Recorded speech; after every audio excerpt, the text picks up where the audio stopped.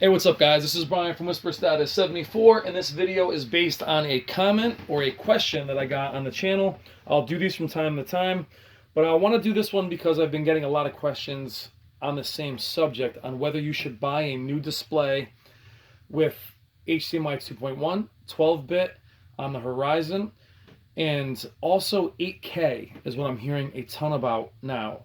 It was a joke last year when we saw the prototypes. The Samsung, I think, had a prototype. I think LG also had one. And you guys were kidding in the comments about 8K being any day now. But some of you are actually being serious about it and are looking forward to 8K. And you're wondering, did I make a mistake in buying the display that I had if you had purchased a flagship? Or should I buy, as this comment suggests. Real quick, we're going to read his. This video is for Sergio Games, and his comment or question was, I'm looking to buy a new 4K TV this next coming month. Should I just buy an entry-level 4K TV to avoid buyer's remorse when consumer-ready 12-bit panels are released?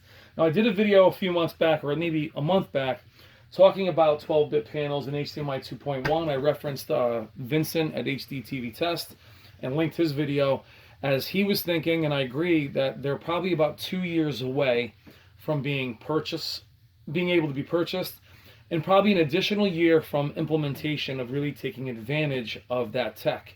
Think when HDR first released, how little HDR content was, and by the time HDR was, it's still buggy. By the time it was mainstream, it was about a year later. So first adapters, need not apply. You're going to buy it anyway.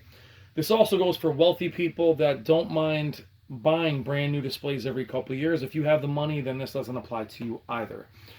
Back to what I was saying about my friend over here was, he wants to know, should I buy a lower brand or a lower level, I should say, display just to get me through the next 2 to 3 years?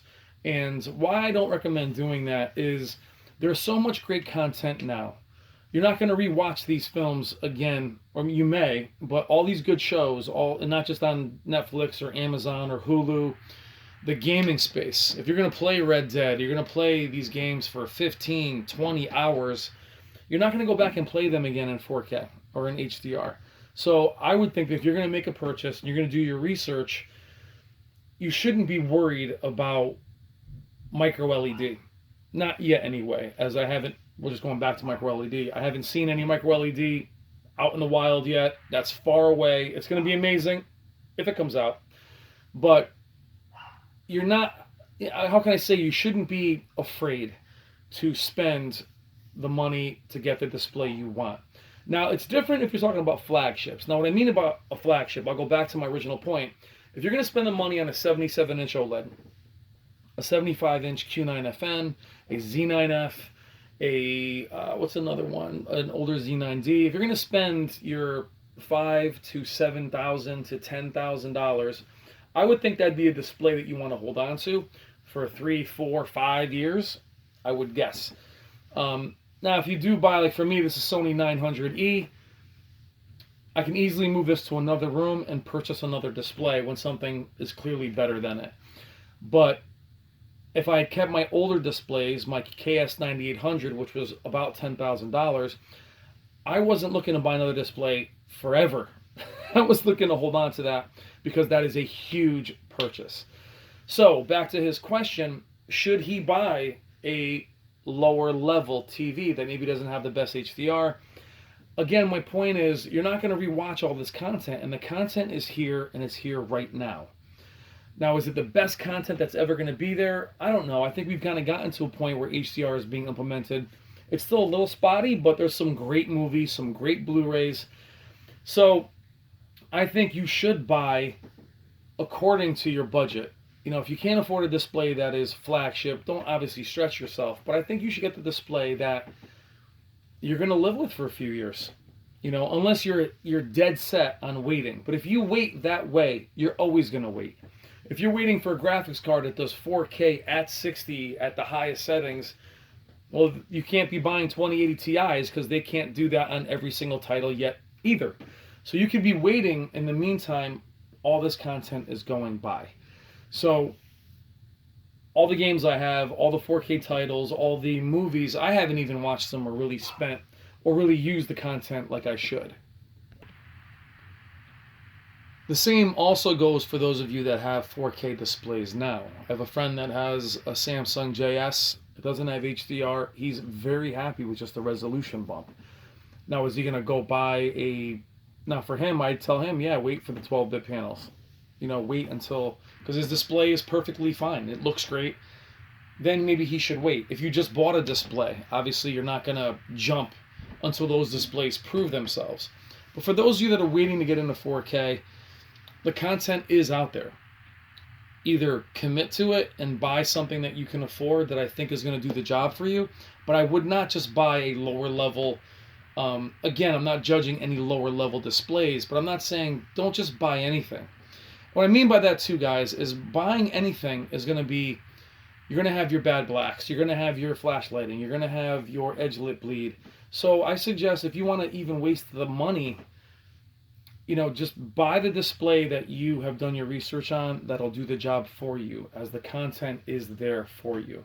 We're always going to be burned. You're always going to be... I was a victim of 1080i and 720p to only have 1080p be true HD.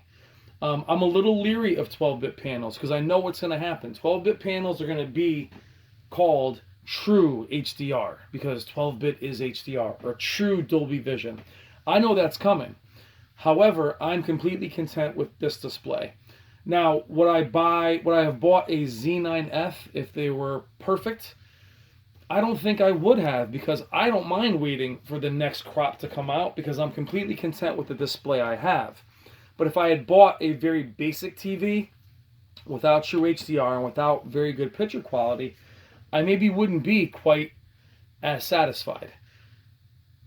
So, again, my recommendation is to my friend who left me the message, buy the best one you can afford without breaking the bank and just enjoy the content that's out there. Because you might find that when you make that purchase in 2 or 3 years now, it might not be great. They might take another 2 years to implement. There might be something else around the corner. And there always will be something else around the corner. So buy the best one you can. Research.